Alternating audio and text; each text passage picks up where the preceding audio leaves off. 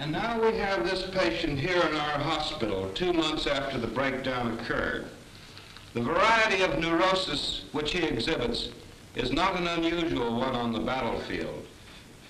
Many errors have been made in his case. For one thing, his EMT tag is labeled shell shock. The Army choice of term is exhaustion. And this term will be used exclusively for all forms of neurosis in echelons forward of the evacuation hospital. In brief, he displays the picture of a typical American boy.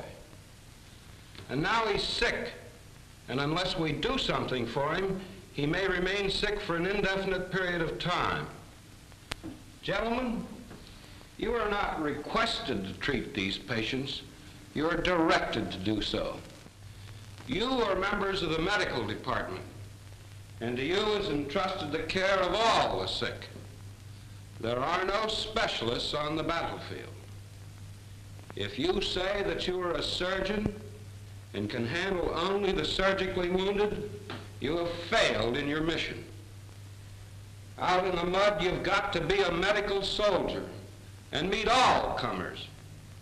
In the folder issued to you, you will find a copy of this chart depicting the various forms of neurosis: hysteria, anxiety state, reactive depression, and the terror state. This will act as a guide to us as we visit the wards where we can observe actual cases.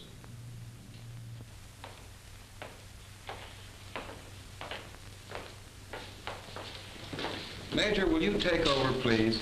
Yes. While we are waiting for the patient, let us review some of the drugs used in narcosis therapy and chemical hypnosis. The drugs of choice are the barbiturates. The most practical one for producing and maintaining narcosis is this one, sodium amytal. There is an ample supply of it in your number 2 chest.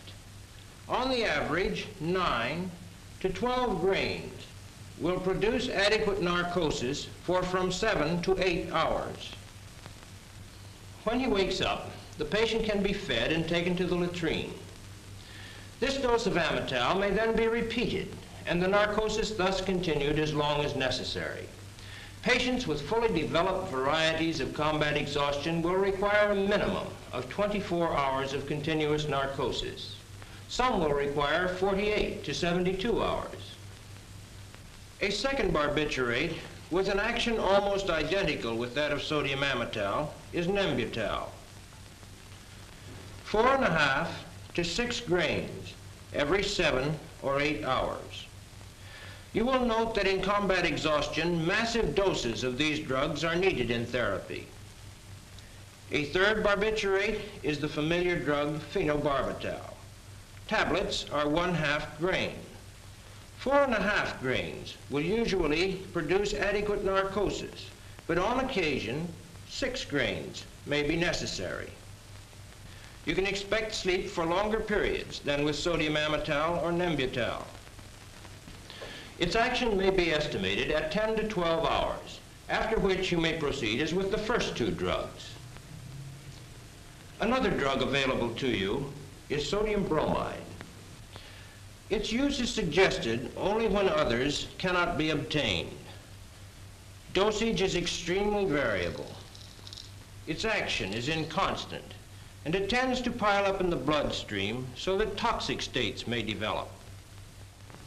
In our case, however, we will use another intravenous drug, pentothal. Lieutenant, will you prepare this?